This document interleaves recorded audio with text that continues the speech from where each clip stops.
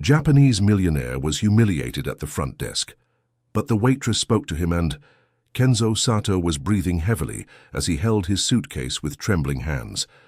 At 70 years old, he never imagined he would be treated like a beggar in the marble lobby of the Majestic in New York City. That was when the front desk manager raised his voice once more, making all the guests turn to witness the embarrassing scene unfolding before the main counter. "Sir, I've already explained that we need a valid credit card and identification. You can't be wandering around the lobby dressed like that," said Christopher Miller, the manager, pointing at the old man's simple clothes. Kenzo tried to explain once more in heavily accented English. "My card is working perfectly. I want to book the royal suite for a week. I have enough money." "Of course you do," the manager mocked, drawing stifled snickers from some of the guests. "Now please remove yourself before I have to call security." The Japanese businessman felt his heart race, not because of the money he had in the bank, enough to buy an entire hotel chain, but because of the humiliation he never expected to face on American soil. He had arrived in the country the previous morning to finalize an important investment, but his flight was delayed and his luggage was lost, leaving him with only the clothes on his back and basic documents. "Please call my bank in Japan. They can confirm my identity," Kenzo insisted, trying to maintain his dignity. "Sir, we don't have time for that kind of verification. This is a 5-star hotel, not a hostel," Christopher replied, gesturing for the security guards to approach. It was at that moment that a soft voice echoed behind him. "Excuse me, can I help?" Kenzo turned and saw a young woman wearing a light peach uniform from the hotel's dining room. She had delicate Asian features, her hair pulled back in an elegant bun, and a genuine smile that completely contrasted with the coldness he had encountered so far. "Mr. Sato, right?" She continued in perfect Japanese. "I saw your ID when you showed it. My name is Hana Ito. Can I help you with anything?" The old man was speechless. No one had bothered to read his name on his documents. You speak Japanese?" he asked, still in English. "Yes, sir. My grandparents were Japanese. I can translate if there's any difficulty communicating," Hana offered, now addressing the manager. "Mr. Christopher, this is Mr. Sato. He's trying to make a reservation." The manager huffed impatiently. "Hana, you should be in the restaurant, not meddling in front desk matters. This man has no way to pay for a royal suite." "How can you be so sure about that?" she asked politely, but firmly. "Did you verify his bank references?" "I'm not going to waste time on that. He clearly doesn't belong here." Kenzo felt a mixture of gratitude and sadness watching that young woman defend him. How long had it been since he'd met someone who treated him with basic respect, regardless of his appearance? "Mr. Sato," Hana said, turning to him in Japanese, "would you like me to call your bank to confirm the information?" "That would be very kind of you," he replied, moved by her consideration. Hana took Kenzo's card and documents and went to the front desk phone. Even with the manager's disapproving look, she dialed the international number and waited. A few minutes later, she returned with a satisfied expression. "Mr. Christopher, the bank confirmed that Mr. Sato has been a client for 40 years and has more than enough credit for any accommodation at the hotel. In fact, they mentioned that he's the director of a highly respected technology company in Japan." The silence that followed was awkward. The guests watching the scene began murmuring among themselves. The manager, red with embarrassment, tried to maintain his authority. "Well, that changes things, but still we have protocols to follow." "What protocols?" asked Yuki with feigned innocence. "Didn't you just say the problem was the payment?" Kenzo watched the exchange with growing admiration. That young woman not only spoke Japanese fluently, but also displayed an intelligence and courage that impressed him. "Fine," muttered Carlos, defeated. "I'll process the reservation." While the manager prepared the paperwork with obvious reluctance, Yuki approached Kenzo. "Mr. Tanaka, may I accompany you to your room to make sure everything is in order?" "You don't need to go to any trouble, my dear. You've already done more than enough," he replied, touched by her kindness. "It's no trouble at all. It's part of our service," she said with a smile. "Besides, I'd like to talk a bit about Japan, if you don't mind." It's been a while since I've had the chance to practice the language with a native speaker. Dear listener, if you're enjoying the story, go ahead and leave a like and, most importantly, subscribe to the channel. It really helps those of us who are just starting out. Now continuing. In the elevator, the atmosphere was completely different from the tension in the lobby. Yuki pressed the button for the royal suite floor and turned to Kenzo with genuine curiosity. "Are you visiting New York City on business?" she asked in Japanese. "Yes, I'm here for an important meeting tomorrow, but I confess that after what happened downstairs, I'm wondering whether coming to the United States was a good idea," he replied, still shaken. "Please don't judge our country by one person's attitude," Yuki said sincerely. "Most Americans are very hospitable. Mr. Carlos, well, he has his prejudices." Kenzo studied the young woman's face. There was something about her that gave him a sense of familiarity, as if he knew her from somewhere. "You said your grandparents were Japanese. When did they come to the United States?" "My grandfather arrived in 1954. He came alone, very young, looking for opportunities. My grandmother came 2 years later to marry him," Yuki explained with warmth in her voice. "They always told me stories about Japan and made sure I learned the language." 1954. That was a difficult time in Japan. Many young people came to the United States back then. The elevator doors opened, revealing an elegantly decorated hallway. Yuki led Kenzo to the door of the royal suite and waited while he tested the key card. "Mr. Tanaka, may I ask a personal question?" she said hesitantly. "Of course, my dear." "Why didn't you identify yourself from the start? I mean, if you're an important businessman, why didn't you mention that?" Kenzo sighed deeply as he opened the door to the suite. "Because I wanted to see how I'd be treated simply as a human being. Unfortunately, I've discovered that many people only show respect when they know you have money." They entered the luxurious suite with a panoramic view of New York City. Yuki was impressed by the elegance of the place, but tried to hide it. "You have a very interesting view of people," she commented. "And you, Yuki, why did you help me? You don't know me, and you could have gotten into trouble with your boss." The young woman was thoughtful for a moment before answering. "My grandfather always taught me that we should treat everyone with respect no matter what. He said that one day someone did that for him when he needed it most, and that kindness completely changed his life." Kenzo felt a chill run down his spine. There was something about that story that echoed in his own memories. "Your grandfather, as what was his name?" "Hiroshi Nakamura, why do you ask?" The businessman sat heavily in the armchair, his legs trembling slightly. "What year was he born?" 1932. "Mr. Sato, are you all right? You've turned pale." Kenzo closed his eyes, trying to organize his thoughts. Could it be possible, after all these years? "Hana, your grandfather, did he work in construction when he arrived in the United States?" "Yes." "How do you know?" "He worked on several important projects in New York City. He always said it was the best phase of his life, despite the difficulties." "Your grandfather, did he ever mention being helped by a young Japanese businessman who was visiting a construction site?" Hana's eyes widened. "You knew my grandfather.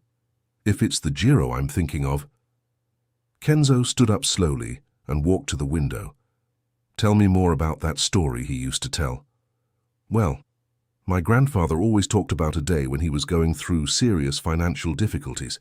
He had hurt himself at work and had gone weeks without receiving his salary. The construction company was delaying payments, and he didn't have enough money even for food." Kenzo felt tears forming in his eyes.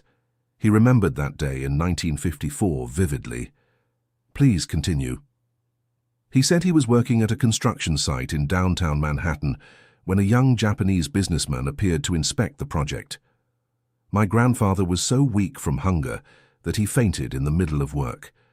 The businessman not only helped him, but discovered that the construction company was cheating the workers." "And then?" "The businessman fired the dishonest foreman on the spot, paid all the back wages out of his own pocket, and even offered my grandfather steady work at one of his companies. He said my grandfather worked there for 20 years and managed to bring my grandmother from Japan, buy a house, and raise my parents with dignity."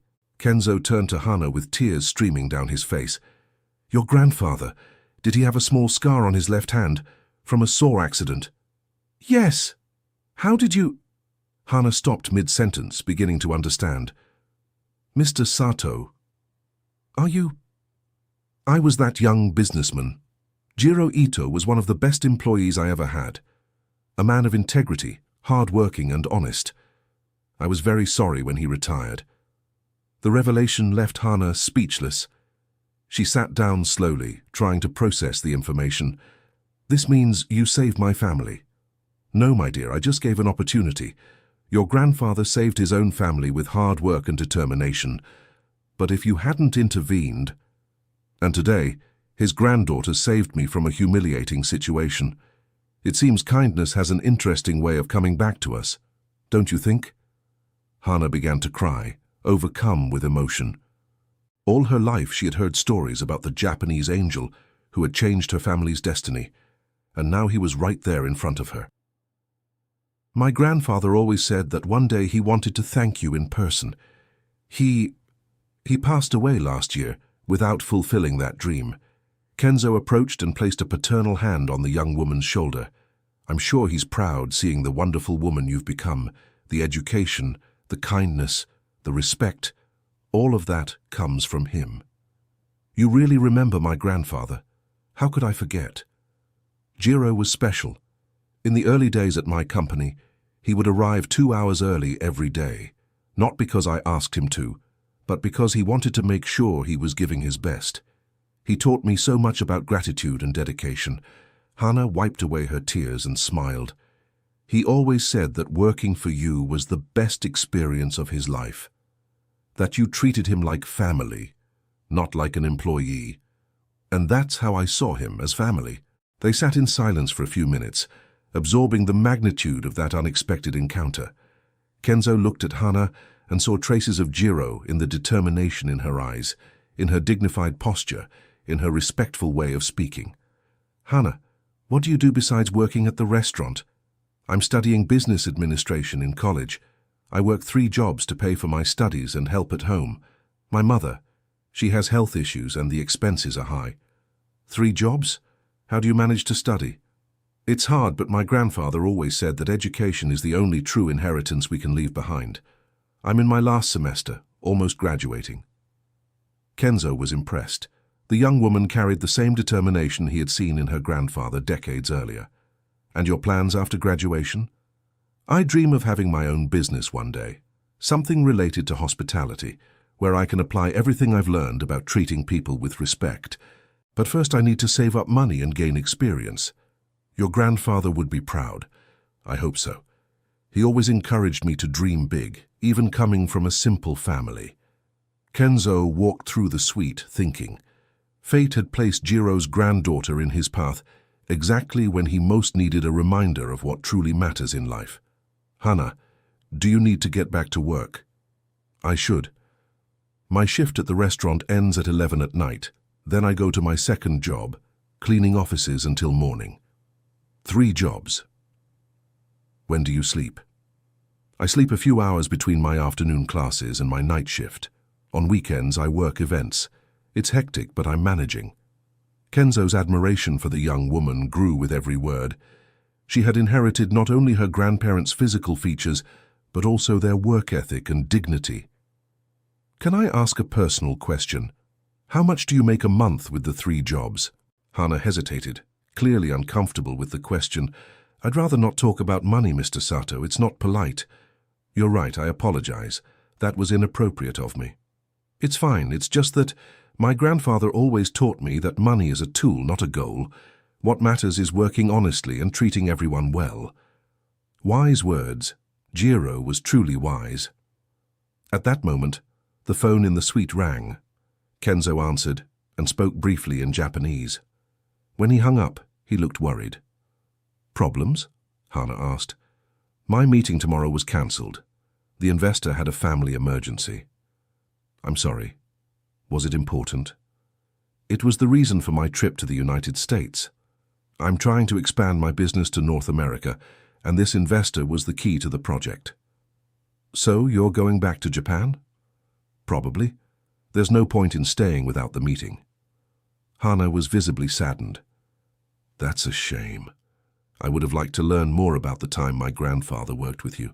There are so many stories he used to tell, and I would love to hear what Jiro said about those days. You know, I hold many memories from those years. Mr. Sato, would you have dinner at the hotel's dining room tonight? I could serve you personally and we could talk more. It would be a pleasure. Great. I'll set up a special reserved table for you. What time would be convenient? How about 8? Perfect. And Mr. Sato, thank you for being so kind to my family. Even if you say you just gave an opportunity, that opportunity changed everything for us. After Hana left, Kenzo was alone in the suite, reflecting on the extraordinary events of the day. He had arrived in the United States frustrated with business and people, and now he found himself connected to the past in a way he never thought possible. He walked to the balcony and watched the city of New York City stretching to the horizon. How many Jiros were out there? How many hard-working, honest people just needing an opportunity? And how many Christopher Millers, judging by appearances and creating unnecessary barriers? At 8 sharp, Kenzo went down to the hotel's dining room. The atmosphere was sophisticated, with soft lighting and elegant decor. Hana was waiting for him with a radiant smile, wearing the restaurant's pristine uniform. Mr. Sato, so glad you came. I prepared a special table for you. She led him to a discreet table with a view of the hotel's inner garden. Kenzo noticed a few staff members glancing over with curiosity, probably wondering why a waitress was giving special attention to a guest. Today's menu has a few Japanese options, Hana said, handing him the menu. I thought you'd like to know. Very thoughtful of you, but I have to admit, I'm curious to try some well-prepared American dishes. In that case, may I suggest some specialties? During dinner, they talked at length. Hana shared more stories about her grandfather, while Kenzo reminisced about Jiro at work. The connection between them grew stronger with every word. Your grandfather once told me something I never forgot, Kenzo said. He said that true success isn't measured by the dollars we accumulate, but by the lives we manage to touch in a positive way. He truly believed that. Even when our family went through financial struggles, he always helped neighbors who were worse off. And you? Do you share that philosophy? Completely. That's why I chose to work in hospitality. I like making people feel welcomed and valued. Kenzo watched how Hana interacted with other guests throughout the evening. She treated everyone with the same warmth and attention, from important executives to simple families on vacation. There was something special about the way she moved through the restaurant, anticipating needs and solving problems with discretion. Hana, may I make an observation? Of course, sir. You have a natural talent for leadership. The way you interact with guests, resolve conflicts, and coordinate with the other staff. It's impressive. She blushed slightly. Thank you, but I'm just doing my job. No, it's more than that. You have business sense. I noticed how you suggest dishes, how you anticipate what guests might need, how you keep the atmosphere pleasant even when there are issues. Well, maybe I've learned by observing. I've worked here for 2 years and I pay attention to how things work. And what would you change if you were the manager of this restaurant? Hana hesitated, clearly surprised by the question. That's a very interesting question. May I think for a moment? Of course, no rush. She reflected for a few moments before answering. Well, I would implement a better training program for the staff. Many people here are competent, but they've never received proper guidance on customer service. I would also create a guest feedback system to identify areas for improvement. Go on. I would change the menu to include more vegetarian and vegan options. There's a growing demand we're not meeting, and, well, I would change the hiring policy. How so? Here they hire a lot based on appearance and social status. I believe we should focus on competence and character. Kenzo smiled. The young woman had identified exactly the same issues he had noticed within just a few hours at the hotel. Excellent ideas. Have you presented these suggestions to management? Oh, no, Hana said quickly. It's not my place. I'm just a waitress. Hana, may I give you some advice your grandfather taught me? Of course. Jiro told me that we should never let ourselves be limited by what others think about our position. Good ideas are good ideas, regardless of who presents them. My grandfather really said that? Yes, and it was because of that attitude that he rose quickly in my company. He was never afraid to suggest improvements. At that moment, the restaurant manager, Mark Thompson, approached the table with a displeased expression. "Hannah, you have other guests to attend to. You can't spend the whole night talking to a single guest." "I'm sorry, Mr. Mark, I asked her to stay," Kenzo interrupted politely. "I'm getting to know the hotel's services better." "I understand, sir, but we have protocols to follow." Kenzo noticed the tension in the situation and decided not to cause trouble for Hannah. "You're right, Hannah. Thank you for the excellent company and service. Maybe we can continue our conversation tomorrow." "It would be a pleasure, Mr. Sato." After Kenzo went up to the suite, Mark called Hannah for a private conversation. "What was that all about? You spent almost 2 hours at his table." "He's a very interesting person, Mr. Mark. He was sharing insights about hospitality. Hannah, you need to understand your place here. And we're not friends with the guests, we're employees. Keep it professional." "I understand, sir." But internally, Hannah reflected on Kenzo's words. Maybe it really was time to stop limiting herself by the position she held. Upstairs, Kenzo couldn't sleep. His conversation with Hannah had awakened something in him that had been dormant for years, the enthusiasm for developing people. He remembered how energized he felt when he saw employees like Jiro grow and thrive. The next morning, Kenzo came down for breakfast at the hotel's dining room, hoping to see Hannah. To his surprise, she wasn't there. "Excuse me," he asked another waiter, "isn't Hannah working today?" "Hannah works the night shift, sir. During the day, she has classes at college." Kenzo decided to explore the hotel and the surrounding area. He walked through the gardens, observed the lobby activity, and noticed several details that could be improved. His business mind was automatically analyzing the operation. In the afternoon, while reading in the lobby, he saw Hannah arriving for her shift. She looked tired but kept her professional smile. "Mr. Sato, how was your night?" "Very well, thank you. And you? How were your classes?" "Interesting. Today we had a lecture on hotel management. Coincidence, right?" "And what did you learn?" "A lot of things about how to improve the customer experience. Actually, some of the ideas we discussed yesterday were mentioned by the professor. See, your ideas aren't so far-fetched after all." Dear listener, if you're enjoying the story, feel free to leave a like and especially subscribe to the channel. It really helps us who are just starting out. Now, continuing. They were interrupted by the manager, Christopher Miller, who approached with a serious expression. "Mr. Sato, could you come with me, please? We have a situation to resolve." Kenzo followed Christopher to the administrative office, leaving Hannah worried in the lobby. The office was elegant but cold, with dark wood furniture and framed diplomas on the walls. "Mr. Sato, I've received some complaints about your closeness with our employee, Hannah." "Complaints? From whom?" "That's not relevant. What matters is maintaining appropriate boundaries between guests and staff." Kenzo studied Christopher carefully. There was something in the manager's attitude that wasn't just professional diligence. "And what would those boundaries be?" "Well, prolonged conversations, special dinners, that sort of thing can be misinterpreted." "By whom?" Christopher hesitated. "By other guests. By the staff. It's a matter of image." "I understand. And what solution would you propose?" "Simple. Keep interactions strictly professional. Hannah is a good employee, but she needs to focus on her work, not on making friends with guests." Kenzo remained calm, but he was beginning to understand the hotel's political dynamics.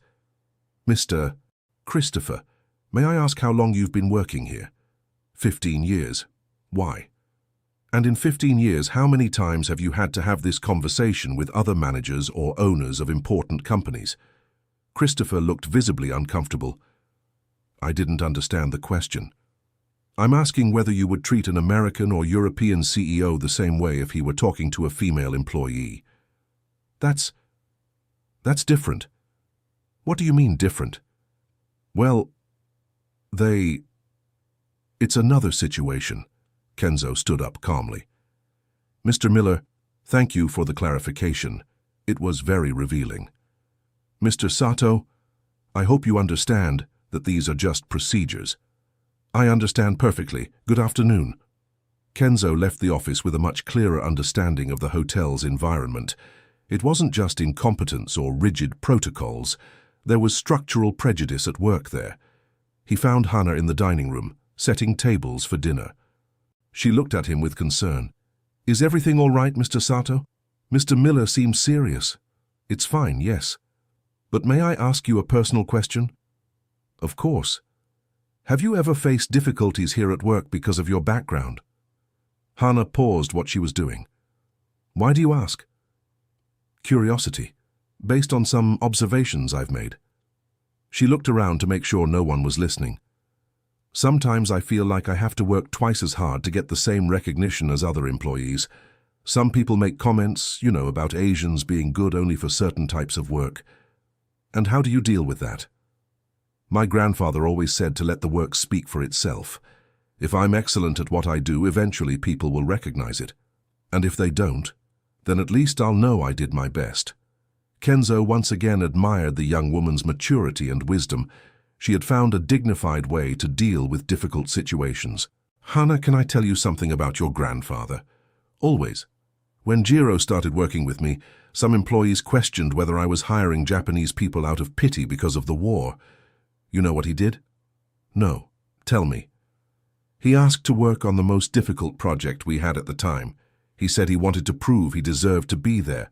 Not only did he prove it, he came up with solutions we used for years. That's so typical of Grandpa. And do you know what happened afterward? No.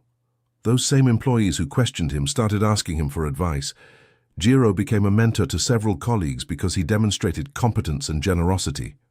He never told me that story specifically, but he always said he had great respect for his co-workers. Because he earned respect through actions, not words. At that moment, Mark Thompson approached again. Hana, I need you to cover Sarah's shift in the Platinum Lounge tonight. She called in sick. Of course, Mr. Thompson, no problem. After Mark walked away, Kenzo asked, Platinum Lounge? That's where we serve the guests of the Royal and Executive Suites. I don't usually work there. Why not? Well, they say VIP guests prefer to be served by employees with a certain profile. What profile would that be? More international. Sarah is blonde, speaks fluent English, has that look that clients expect. Kenzo was outraged, but he controlled his reaction. And you don't meet those criteria? Apparently not, but tonight I'll have the chance to prove I can do a good job there too. I'm sure you'll do an excellent job. During dinner, Kenzo watched Hana working in the Platinum Lounge. She was efficient, elegant, and showed a knowledge of wines and dishes that impressed the guests. Several clients complimented her service directly to Mark. After her shift, Kenzo was waiting for her in the lobby. How was your night in the Platinum Lounge? Surprisingly well.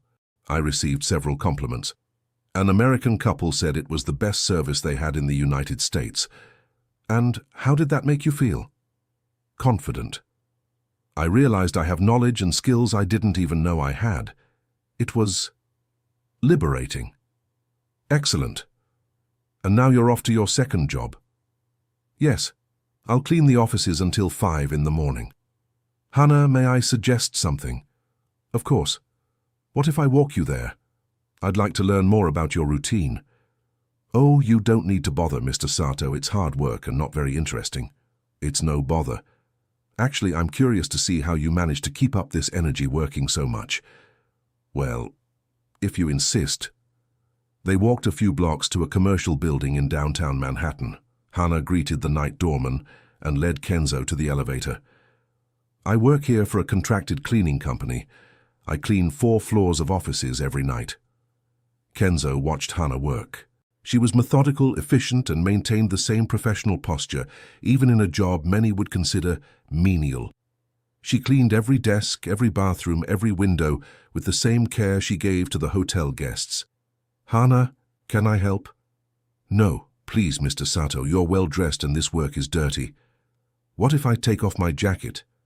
Even so, it wouldn't be appropriate. Kenzo respected her request but kept watching. During the breaks, they talked. "Don't you feel overwhelmed with so much work?" "Sometimes I do, but I think about my goal and the motivation comes back." "And what exactly is your goal?" "To graduate, get a better job, and take care of my mother. She sacrificed so much for me after my father left us." "Your father? He left when I was 12. He said he couldn't handle the responsibilities of a family. My mother worked as a housekeeper to support me and never complained." "That must have been hard." "It was. But it also taught me that we can overcome any difficulty if we're willing to work for it." At 5 in the morning, when they finished the work, Kenzo was impressed by Hannah's physical and mental endurance. She had worked 8 consecutive hours after a full day of classes and work at the hotel, and she still kept a positive attitude. "Now you're going home to sleep?" "No, now I'm going home to take a shower and get ready for my 8 o'clock classes." "How many hours do you sleep a night?" "About 3 or 4. I sleep a little in the afternoon before my shift at the hotel." "Hannah, that's not sustainable in the long run. You're going to end up hurting your health." "I know, but it's temporary. Just until I graduate and get a better job." "And when would that be?" "I graduate in 6 months." They walked in silence through the streets of New York City as it began to wake up. Kenzo was processing everything he had seen and learned about Hannah in the last 24 hours. "Mr. Sato, can I ask you something?" "Of course. Why are you so interested in knowing so much about my life? Not that it bothers me, but it's unusual for a guest to care so much about an employee." Kenzo stopped walking and turned to her. "Because you reminded me of something I had forgotten." "What's that?" "That there are special people in this world, people who face immense difficulties but keep their dignity, their kindness, and their determination. People like your grandfather, people like you." Hannah was moved. "Thank you. That means a lot coming from you. And because I believe you have potential for far more than you imagine." "What do you mean?" "In one night of watching you work, I saw leadership skills, business sense, work ethic, and emotional intelligence that most executives I know don't have." "Mr. Sato, let me finish. You have something that can't be taught in the best universities in the world, character. And character is the foundation of any true success." "I don't know what to say." "You don't need to say anything now, just think about what we discussed." They arrived at the building where Hannah lived. It was a simple building, but well-maintained. "Thank you for walking me home tonight, Mr. Sato. It was enlightening to talk to someone who knew my grandfather. For me, it was a privilege. Sleep well, even if only for a few hours. See you soon." Kenzo walked back to the hotel, but his mind was far from New York City. He was thinking about Japan, about Jiro, about how small actions can have enormous consequences decades later. He was thinking about Hannah and the waste of talent he was witnessing. Back in his suite, he called his assistant in Tokyo. "Satoshi, it's me, Kenzo. I need you to cancel all my appointments for next week." "Mr. Sato, but you have a meeting with the board on Tuesday." "Cancel it. Something more important came up here in New York." "May I ask what it is?" "An opportunity I can't let pass. I'll give you more details later." Kenzo spent the rest of the morning making calls and researching information about the American hotel market. An idea was forming in his mind, but he needed more data before making any decision. At 2 in the afternoon, he went down to the lobby and asked to speak with Christopher Miller. "Mr. Miller, I'd like to schedule a meeting with the hotel owner." "The owner? May I ask why?" "Matters related to a possible investment." "Investment?" "Yes, I'm a businessman and I'm always looking for interesting opportunities. This hotel has potential, but I'd need to talk to whoever makes the decisions." Christopher was visibly excited. "Of course. I'll contact Mr. Richard Harrison immediately. I'm sure he'll be interested." "Great. When would it be possible?" "Let me check. Maybe even today if you're flexible." A few hours later, Kenzo was in the private office of Richard Harrison, the owner of the Majestic. Harrison was a 50-year-old man, well-dressed, and with the confident attitude of someone who had built a hotel empire. "Mr. Sato, it's a pleasure to meet you. Christopher told me you're interested in investments. Yes, Mr. Harrison. I've been studying the American hotel market and this establishment caught my attention. Excellent. How would you rate our hotel? It has strengths and areas that could be improved. Please, be specific. The location is privileged, the facilities are elegant, and the potential is enormous.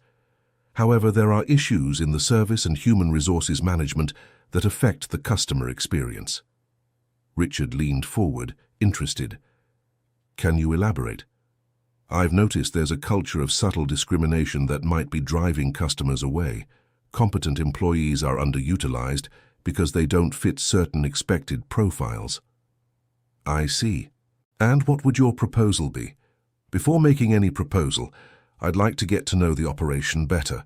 Would it be possible to spend a few days observing different departments? Of course. I'd be honored to personally show you our operations. Actually, I'd prefer to do it discreetly, as a regular guest observing the routine. Interesting approach. And what period would be necessary? A week would be enough. Perfect.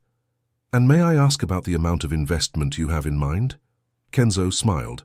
That would depend on what I find out during the observation, but I can guarantee that if I decide to invest, it will be a significant amount. When Kenzo left the meeting, a plan was already formed in his mind. It wasn't just about investing in a hotel. It was about honoring Jiro's memory and creating opportunities for people like Hana. That night, he was at the hotel's dining room when Hana arrived for work. She looked more tired than usual. "How were your classes today?" he asked. "Intense. We had presentations about business plans. Actually, I presented a project about improvements in hospitality." "And how did it go?" "Well, I think. The professor asked a lot of questions, and some classmates seemed interested in the ideas." "What kind of ideas?" "Employee training programs, customer feedback systems, improvements in operational processes, that kind of thing we talked about." "And what was the evaluation?" "He said they were viable and innovative ideas. He suggested I consider working in hospitality consulting." "Interesting. And what did you think of the suggestion?" "I'd never thought about it. I always imagined I'd need to work in hotels for years before I could give advice to other establishments." "Hana, can I tell you a secret about the business world?" "Of course." "The best ideas often come from people who are in the day-to-day operations, not from those who sit in offices far from reality." "What do you mean?" "You see problems and opportunities that managers would never see because you're in direct contact with customers and real situations." "I'd never thought of it that way. Your grandfather was like that. Some of the best improvements in my company came from his suggestions because he understood the work better than I did." At that moment, they were interrupted by a situation in the dining room. A couple of guests was clearly unhappy with something, speaking loudly and gesturing angrily. Hana immediately went to their table. Kenzo watched how she handled the situation. She listened carefully to the complaints, apologized sincerely, offered practical solutions, and within minutes turned angry customers into satisfied people. She even managed to make them smile at the end of the conversation. When she returned, Kenzo was impressed. "What happened over there?" "They received the wrong dish and had been waiting for a long time." The problem was that the kitchen was running behind and no one had communicated that to the guests. "And how did you resolve it?" "I explained the situation honestly, offered a complimentary appetizer while they waited, and guaranteed their dish would be a priority. I also offered a discount on their bill." "Do you have authorization to offer discounts?" "No," she admitted hesitantly. "But I knew it was the right thing to do. If Mark questions it, I'll take responsibility. And if he gets upset, then at least I'll know I did what was best for the customer." Kenzo smiled. Once again, Hana had shown initiative and good business sense. The rest of the night went by normally, but Kenzo noticed that Hana was more observant than usual. She was paying attention to operational details that might have gone unnoticed before. At the end of the shift, she approached him. "Mr. Sato, may I ask you something about business?" "Of course.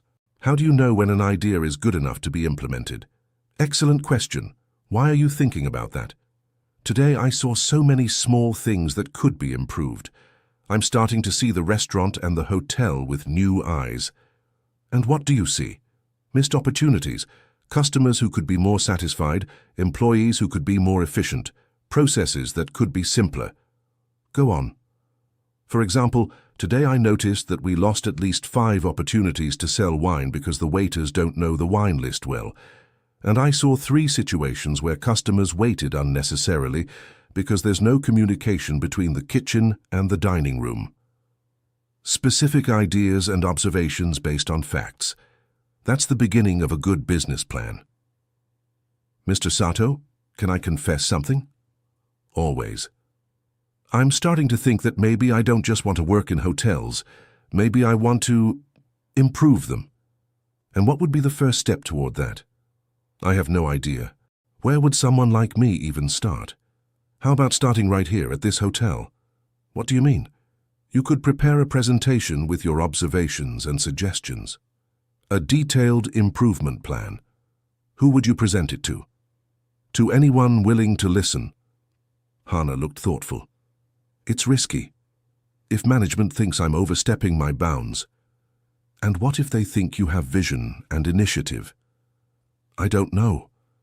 Hana, your grandfather took risks when he decided to leave Japan.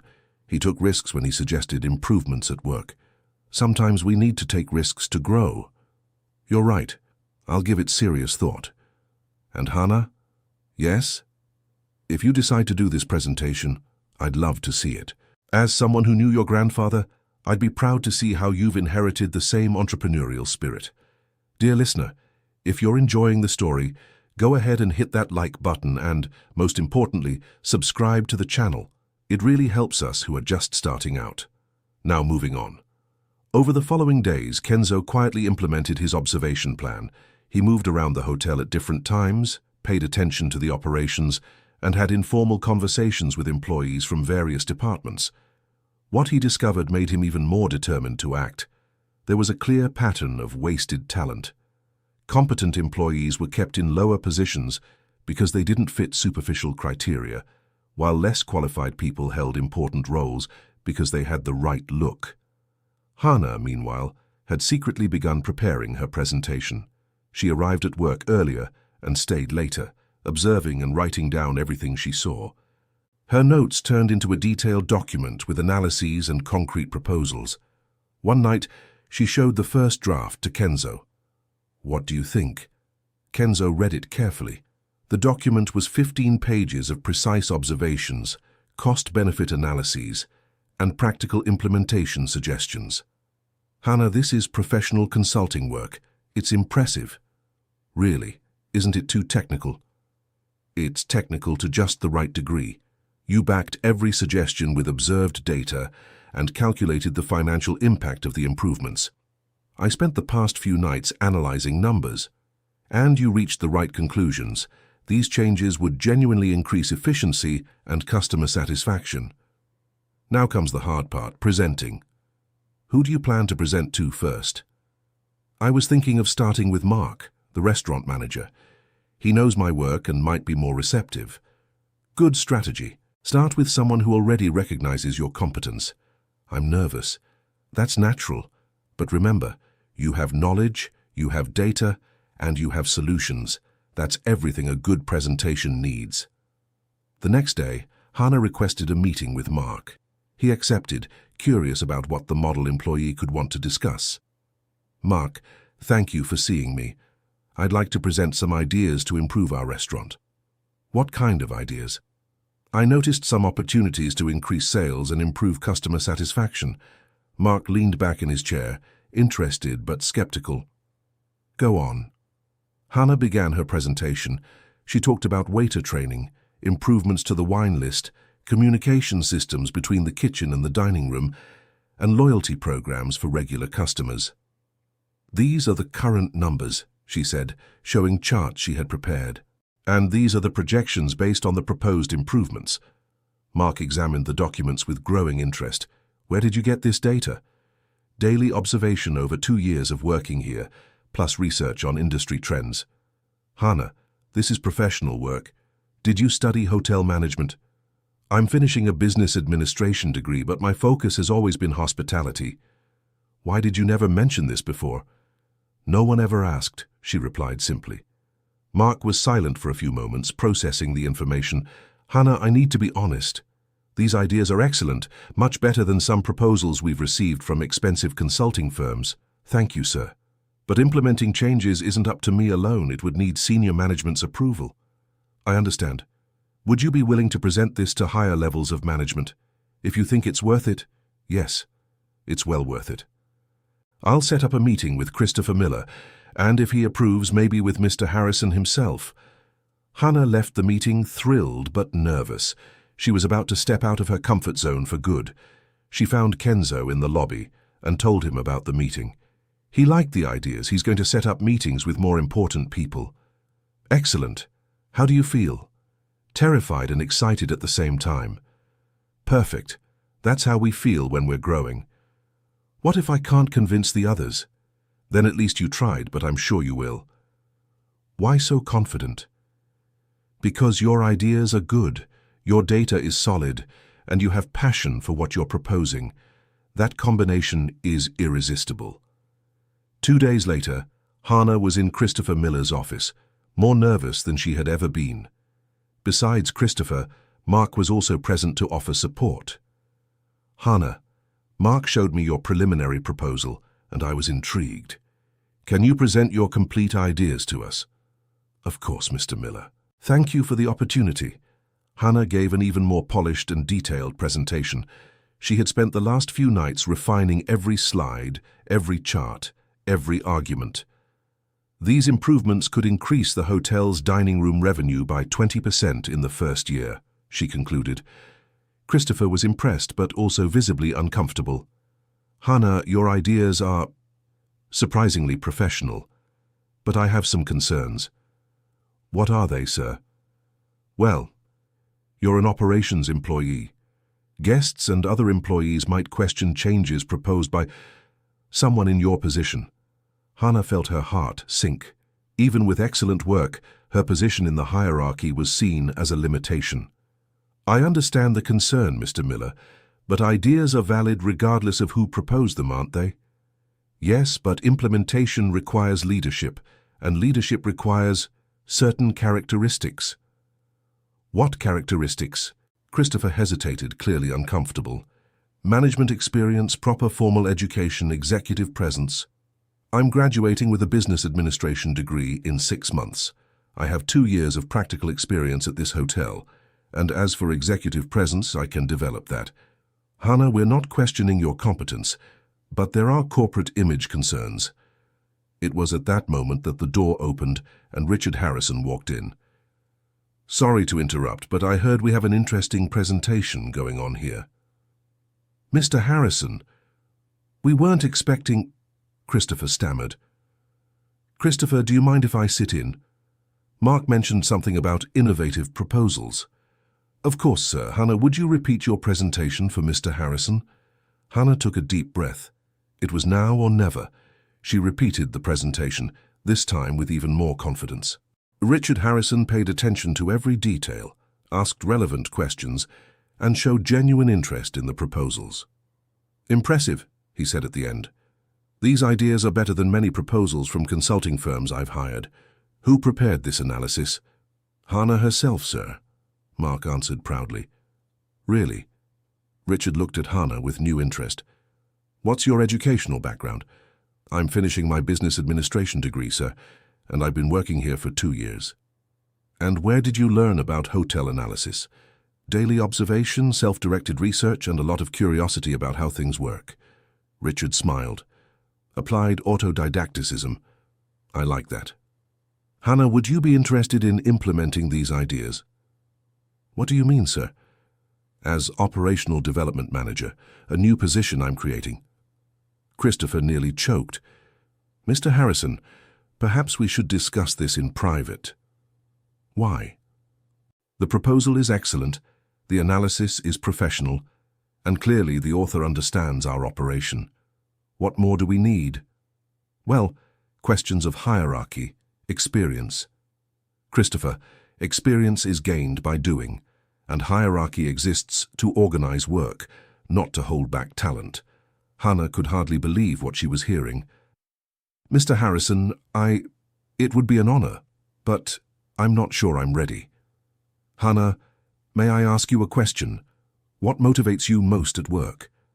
"Seeing satisfied clients and fulfilled employees. When everything works well, it's like a symphony." "Perfect answer.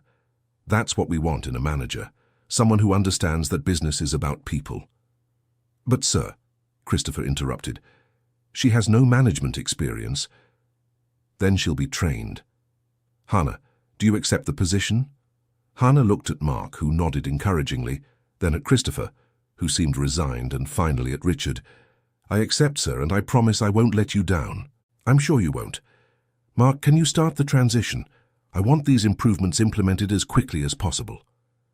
After the meeting, Hannah walked through the hotel in a state of shock. In 2 weeks, she had gone from waitress to manager. It was almost unreal. She found Kenzo in the dining room and told him everything.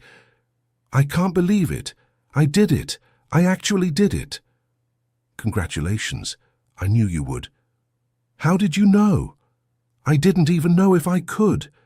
Because I saw the same determination your grandfather had, and because your ideas were excellent." "I'm still nervous. It's a lot of responsibility." "It is. But you're ready." "Mr. Sato, may I ask you something?" "Always." "Why did you believe in me from day one?" "No one else did." Kenzo grew thoughtful.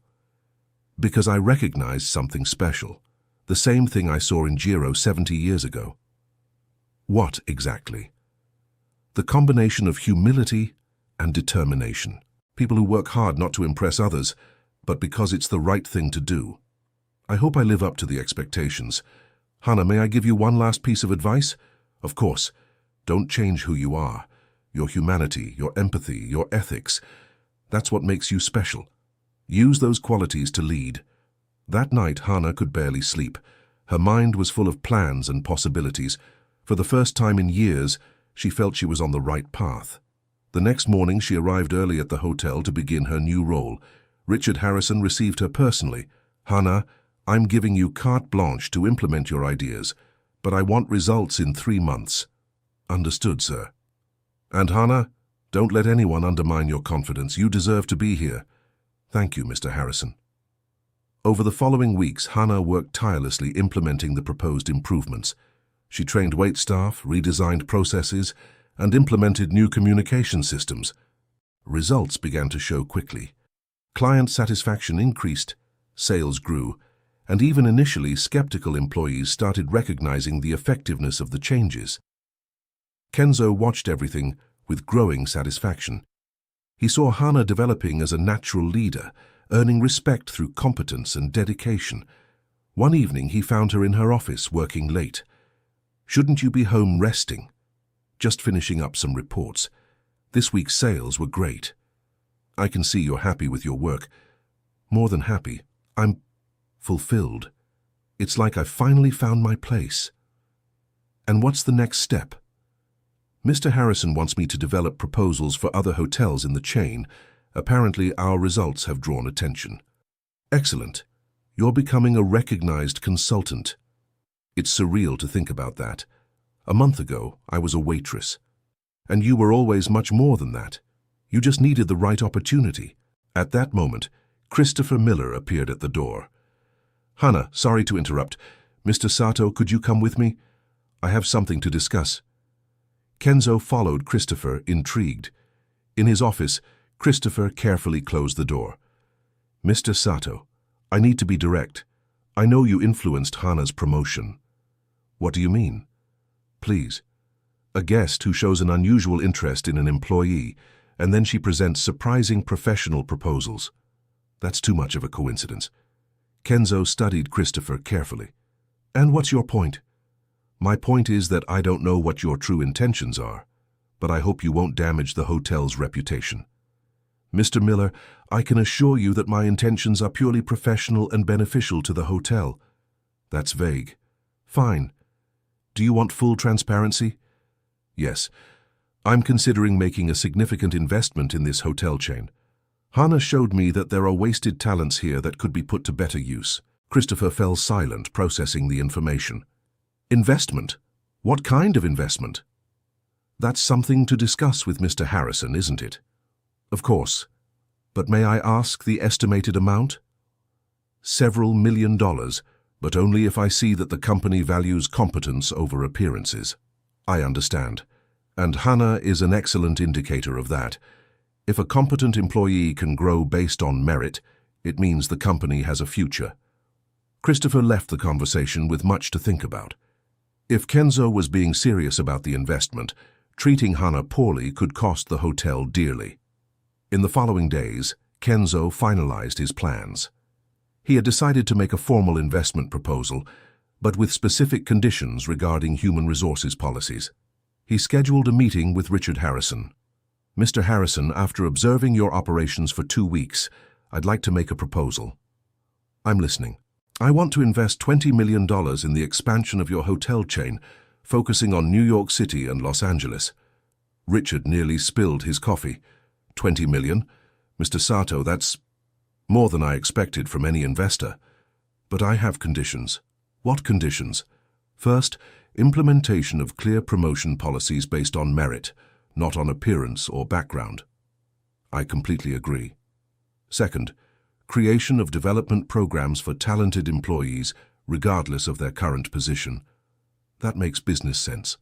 Third, Hana Ito must be promoted to Director of Operational Development for the entire chain. Interesting. And why specifically her? Because in 2 weeks, she has shown more business vision than many executives I know, and because she represents the type of talent your company should be cultivating. Richard grew thoughtful. Mr. Sato, may I ask a personal question? Of course. What's your true motivation? 20 million is a lot of money to invest based only on 2 weeks of observations. Kenzo smiled. Let's just say I'm paying an old debt. 70 years ago, someone from the Ito family changed my life. Now it's my turn to give back. A 70-year-old debt? The best debts are those we pay by choice, not by obligation. Richard extended his hand. Mr. Sato, we have a deal.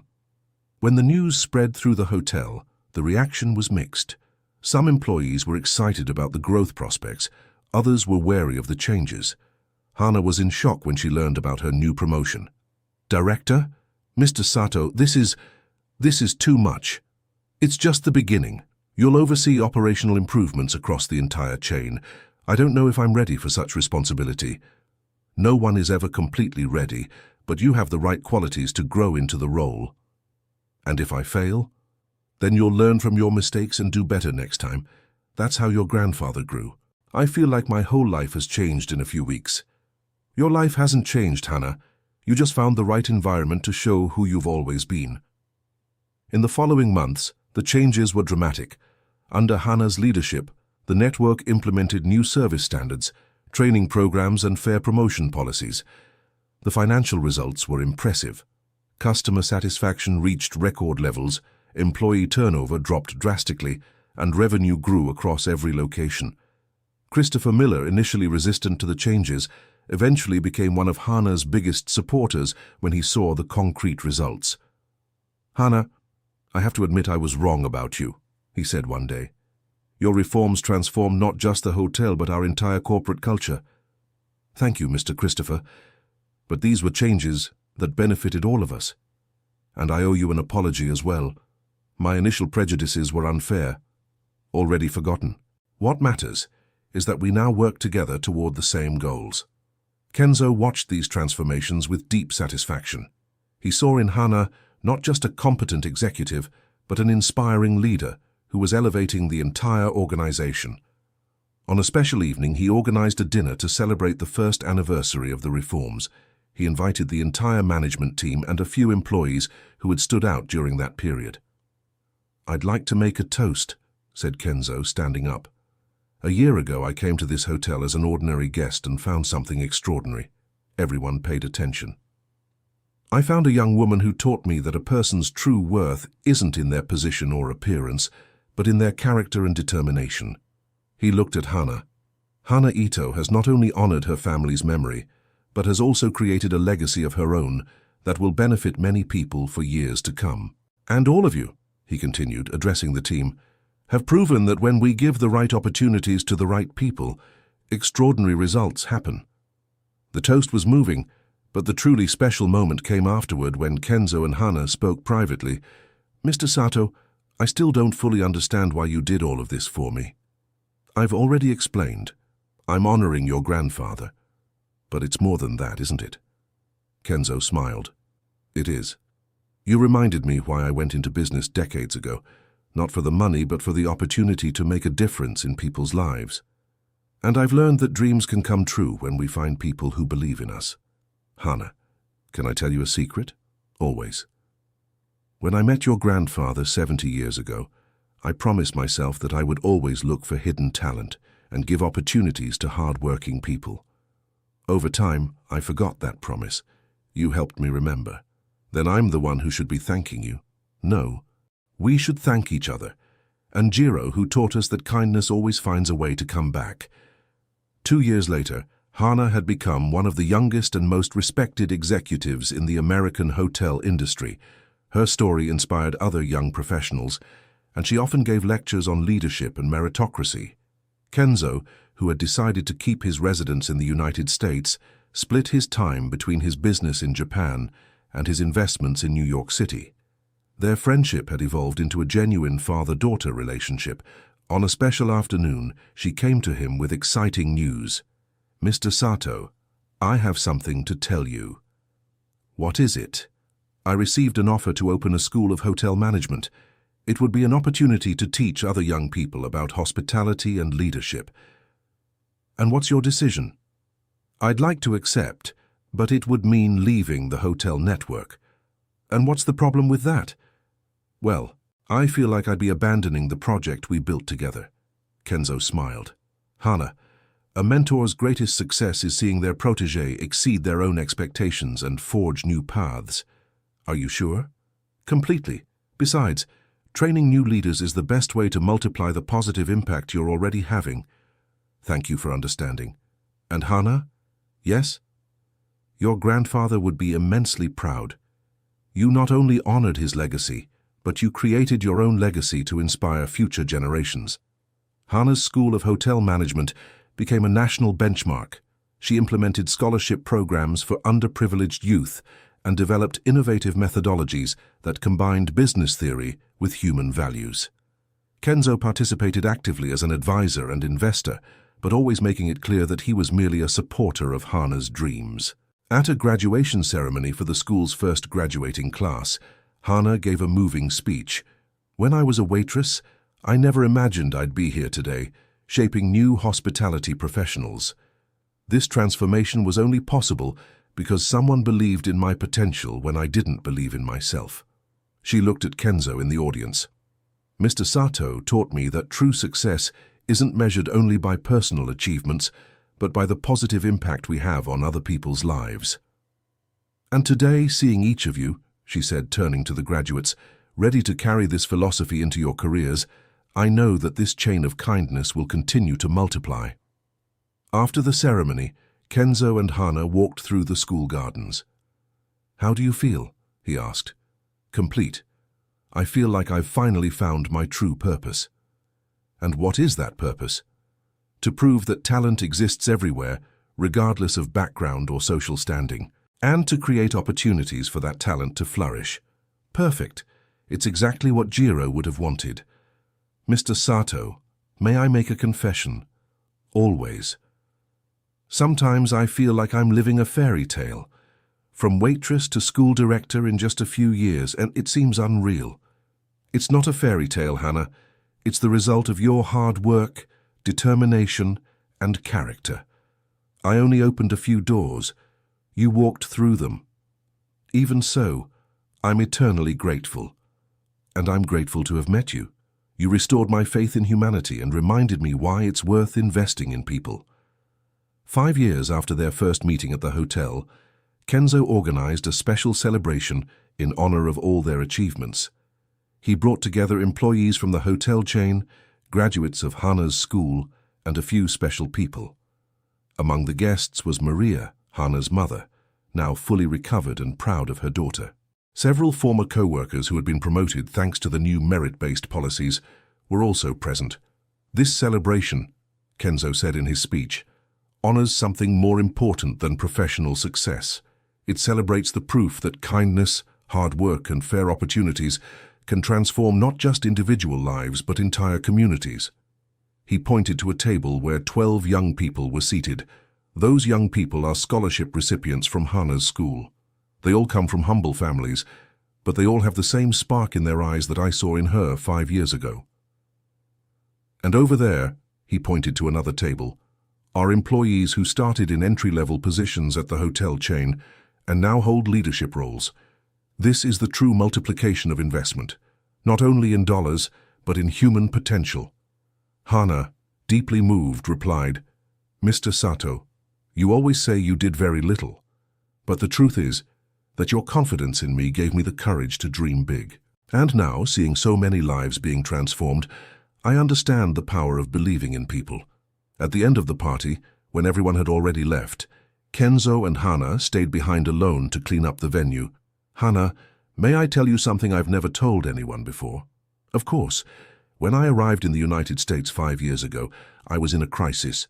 My business was doing well, but I had lost my purpose. I felt empty, just accumulating dollars with no meaning. And now? Now I wake up every day excited to see what you and the other young people we're supporting will achieve. You all gave me back my passion for life. Mr. Sato, no, let me finish. You think you owe me gratitude, but the truth is the opposite. You saved me from an empty existence and gave me a real legacy. I think we saved each other." "Agreed. And now we have the responsibility to keep saving others. Always." The next morning, Hana found an envelope on her desk. Inside was a document and a letter from Kenzo. "Hana, this document transfers 50% of the school's ownership to you.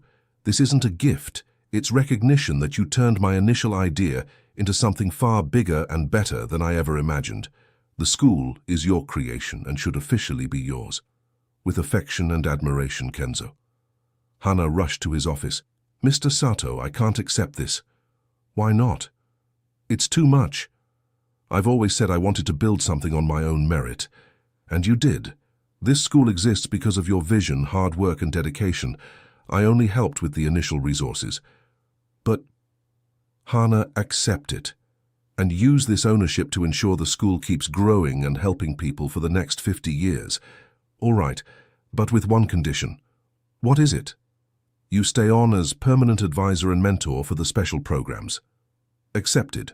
10 years later, Hana's school had become the most respected hospitality education institution in the United States.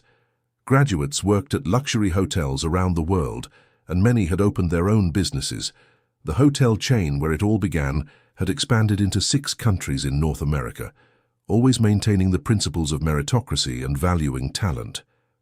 Kenzo, now 80 years old, divided his time between the United States and Japan, but considered New York City his true home.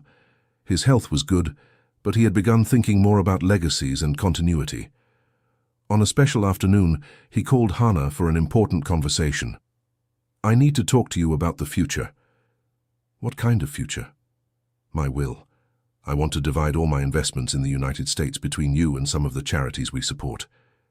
"Mr. Sato, please don't talk about that." "It's necessary, Hana. I'm 80 years old and I've lived a full life.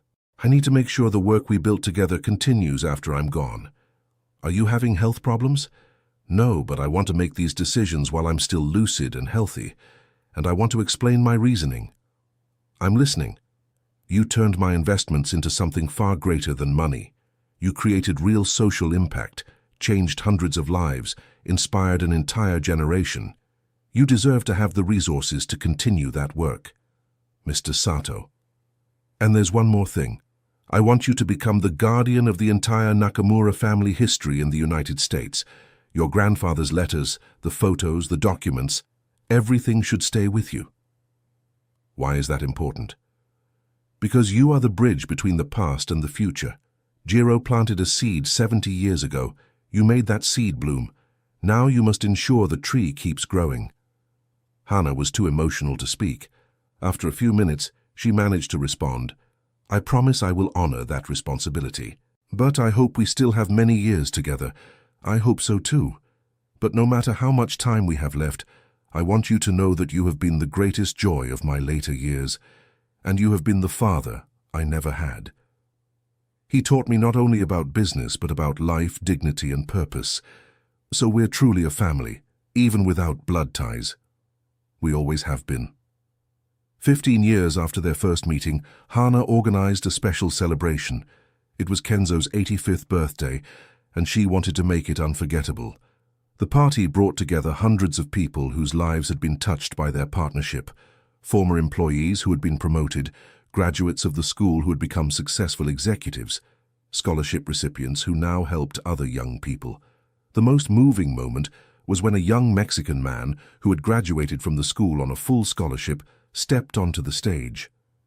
"Mr. Sato and Professor Hana, I come from a very poor family in Tijuana. I never imagined I could study in the United States, let alone work in international hospitality. Today I'm a manager at a resort in Hawaii, and I just opened a similar school in Mexico for young people from my community. This was only possible because you believe that talent exists everywhere. I want you to know that you're not just two mentors. You're an inspiration to hundreds of people who are multiplying this philosophy across the continent." Kenzo and Hana had tears in their eyes. Seeing the impact of their work spreading internationally was more rewarding than any financial achievement. "Hana," Kenzo whispered, "I think we've fulfilled our mission." "No, Mr. Sato. We've started our mission. This new generation will carry it much further than we ever imagined." At the end of the party, when they were alone, Kenzo handed Hana a gift. "Open it." Inside the box was a necklace with a special pendant, a small cherry blossom tree in gold with delicate details. "It's beautiful, but why a cherry blossom tree?" "Because cherry trees bloom briefly but spectacularly, and their seeds create new trees that bloom for generations, like what we did together. I'll wear it always." "And Hana?" "Yes? Thank you for allowing me to be part of your story, and thank you for making my life far more meaningful than it ever was. Thank you for showing me that dreams can come true when we find people who believe in us. Now let's work to ensure that many other young people have the same opportunity. Always." At 90 years old, Kenzo still actively participated in the school's activities and the hotel network, though at a more relaxed pace. His mind remained sharp, and his passion for developing talent had not diminished. Hana, now internationally recognized as one of the leading authorities in hospitality education, had expanded the school to 3 countries and developed online programs that reached young people around the world. On a spring morning, they were in the school gardens when Kenzo said, "Hana, I have one last confession to make." "What is it?" "When I arrived in the United States 20 years ago, I was running away. Running from loneliness, running from a lack of purpose, running from a life that had become mechanical. And now I understand that I wasn't running. I was being led. Destiny brought me to you so that we could accomplish together something that neither of us could do alone. Mr. Sato, no, let me speak. You saved my life by giving it meaning, and I hope I've helped you discover your true potential. Much more than that. You taught me that we can be far greater than our initial circumstances, that with hard work, ethics, and opportunity, anyone can transform not only their own life, but the lives of many others. And you proved that this philosophy works. Look around us. They watched the gardens where dozens of young people studied, talked, and planned their futures. Young people from different countries, backgrounds, and socio-economic situations, united by the dream of making a difference through hospitality. "This is our true legacy," said Hana. "I agree, and I'm sure Jiro is proud seeing how a seed planted 70 years ago blossomed so beautifully. I think he'd be surprised to know that the shy waitress he met would become a mentor to so many young people. He wouldn't be surprised. He always saw your potential, even when you didn't see it yourself." "How do you know that?" Kenzo smiled mysteriously. "Because I found a letter he wrote but never sent. A letter to you." "To me? But how? He wrote it when you got your first job at the hotel. Your mother gave it to me when she learned about our friendship. Kenzo handed over a yellowed envelope. He wanted you to know how proud he was of your determination. Hana opened the letter with trembling hands and read in silence. When she finished, she was crying. He says he was sure I would do great things, that he saw in me the same strength that helped him succeed in life. And he was right. He also says he hopes that one day I can help other young people the way someone once helped our family. Mission accomplished. And he ends by saying he knows the Japanese businessman who saved our family would be proud of me if he met me. Kenzo smiled. He didn't know how right he was. At that moment, a young student approached. Professor Hana, sorry to interrupt. I have a question about the final project. Of course, Maria. What do you need? I'm developing a proposal to improve service at small hotels in small towns. What do you think is most important? Technology or human training? Hana and Kenzo exchanged a smiling glance. It was exactly the kind of question that showed how the new generation was thinking. Maria, Hana replied, can I answer with a story? Of course. 20 years ago I was a waitress, and I thought technology was the answer to everything. But I discovered that the most important thing is to treat every person with genuine respect. Technology can make processes easier, but it's people who create memorable experiences. So human training is more important? Both are important, but in the right order. First, shape people with the right values. Then, give them technological tools to be more efficient. I understand. Thank you, Professor. After the student left, Kenzo commented, 20 years later, still teaching the same lessons we learned together. Some truths are eternal. And you're making sure those truths are passed down to future generations. We're making sure. Hana, can I ask you a favor? Always. When I'm no longer here, keep telling our story. Not out of nostalgia, but to inspire other young people to believe that extraordinary changes are possible. I promise, our story will be told for generations. Thank you. Now I can grow old in peace, knowing the work will continue. Mr. Sato, we still have a lot of work ahead of us. Yes, we do, and I look forward to every moment. 2 years later, Kenzo passed away peacefully in his sleep at 92 years old. His departure left an enormous void, but also an immense legacy. The funeral was a testament to the impact of his life. Hundreds of people attended, from former employees to government officials who had implemented policies based on the models developed by Hana and him. Hana gave the main speech. Kenzo Sato arrived in the United States as a successful but lonely businessman. He left as a father, mentor, and inspiration to hundreds of people. His life proves that true success isn't measured by accumulated wealth, but by transformed lives. He taught me that every person has extraordinary potential waiting for the right opportunity, and he showed me that our responsibility is to create those opportunities for others. Today, more than 1,000 young people work in hospitality around the world because he believed in a Japanese-American waitress. Her memory will live on through every life they touch.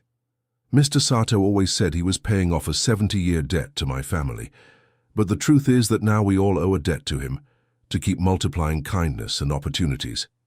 This is his true legacy, and I promise it will be honored forever. After the funeral, Hana took full responsibility for Kenzo's projects. His will had left everything to her, with the sole condition that she continue investing in education and the development of young talent. In the years that followed, she created the Kenzo Jiro Foundation, honoring both her mentor and her grandfather. The foundation offered scholarships, mentorship programs, and support for young entrepreneurs from humble backgrounds. 10 years after Kenzo's death, Hana organized a special celebration in his memory. The event brought together more than 500 professionals who had been shaped by the programs they had created together. Today marks 10 years without Mr. Sato's physical presence, she said in her speech. But his spiritual presence is in every one of you who transforms lives through ethical hospitality and compassionate leadership. I look at this audience and I see CEOs of major hotel chains, owners of small family inns, university professors, international consultants, all united by the values he taught us. But I see something even more important. I see mentors. Each of you is repeating what he did with me, identifying hidden talents and creating opportunities. This infinite multiplication of good is his true legacy, and it is our responsibility to ensure it continues forever. After the event, Hana went home and opened an envelope she had kept for 10 years. It was a letter Kenzo had left, to be opened only a decade after his passing. My dear Hana, if you are reading this letter, it means 10 years have passed since my departure. I hope they have been years of growth, fulfillment, and positive impact. I am writing this letter because I want you to know something I never had the courage to say in person. You have not only honored Jiro's memory, you have surpassed it. Your grandfather saved your family. You saved hundreds of families. When I met you, I saw potential, but what you built has exceeded my most optimistic expectations. You have proven that one determined person can change the world, one life at a time. Now I have one last request. Write our story, not as an autobiography, but as a guide for future generations. Show that extraordinary transformations begin with simple gestures of kindness and recognition of human potential. Your story can inspire other Kenzos to seek out hidden talents and other Hanasis to believe in their impossible dreams. Thank you for giving meaning to my final years. Thank you for becoming the daughter I never had. And thank you for ensuring that Jiro's kindness continues to multiply. With eternal love and infinite admiration, Kenzo. Hana finished reading with tears in her eyes. The next day she began writing a book telling their entire story, from their first meeting at the hotel to the legacy that exists today. The book, titled The Waitress and the Businessman, A Story of Mutual Transformation, became an international bestseller. It was translated into 20 languages and inspired mentorship programs around the world. Universities began studying the Tanaka Nakamura model of talent development. Companies implemented policies based on their practices. Governments created public programs inspired by their methods. At 60 years old, Hana was globally recognized as one of the leading authorities on human development and ethical leadership. But to her, the most important title remained mentor. At an international conference, a young man from the audience asked, "Professor Ito, what was the secret to the success of your partnership with Mr. Sato?" Hana reflected for a moment before answering, "It wasn't a secret, it was simplicity. He saw potential where others saw only a waitress. I saw humanity where others saw only a guest. Together, we learned that every person has something extraordinary to offer if they receive the right opportunity. But how do you identify that potential? By observing not just what people do, but how they do it. Not just their qualifications, but their character. Not just their words, but their actions when no one is watching. And how do you create the right opportunities? By starting small. A respectful conversation, a chance to show competence, sincere recognition. Great transformations begin with simple gestures of human acknowledgement. After the conference, Hana visited Kenzo's grave, as she did every year on the anniversary of his death. She brought flowers and the foundation's annual report. "Mr. Sato," she said softly, 200 more young people received scholarships this year. The school now has campuses in 8 countries, and 3 alumni have started their own foundations to continue the work. You always said that kindness has an interesting way of multiplying. Today I fully understand what you meant. I also want you to know that I've never forgotten your lessons. I treat every person with the same respect you showed me on that first day, and I try to see potential where others see only positions or appearances. Thank you for believing in me when I didn't believe in myself. Thank you for teaching me that we can be so much greater than our circumstances. And thank you for showing me that true success lies in transforming lives, not in accumulating wealth. I promise I will continue honoring your memory and Grandpa Jiro's. And I promise our story will keep inspiring people for the next 50 years. A gentle breeze swayed the flowers, almost as if it were a loving response of approval. Hana smiled, knowing Kenzo would be proud of everything that had been built from that night at the hotel, 25 years earlier, when a waitress decided to treat a guest with dignity, and a businessman decided to look beyond appearances. It was a story of mutual transformation that kept multiplying, touching new lives every day, proving that kindness, hard work, and fair opportunities can truly change the world, one person at a time. End of story. Now tell us what you thought of this story and where you're watching us from. If you have something to share with us, leave it in the comments with sincere words. Do you believe Hannah made the right decisions on her journey? We'd love to read your opinion. Thank you so much for your company. Don't forget to leave your like and, most importantly, subscribe to the channel so you don't miss other emotional stories.